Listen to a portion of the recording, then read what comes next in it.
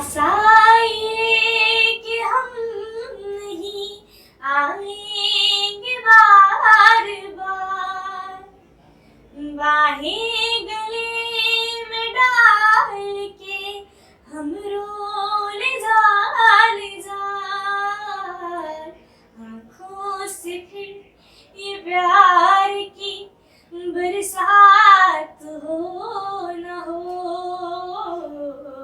कि शायद फिर इस जन्म में मुलाकात हो न हो,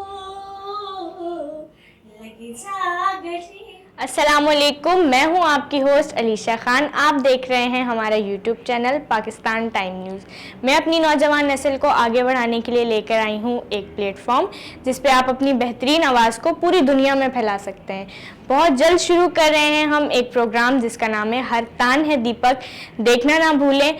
इंशाल्लाह हर इतवार सुबह 9 बजे, और हमसे रब्ता करने के लिए हमारे नीचे दिए हुए नंबर पर रब्ता करें। शुक्रिया।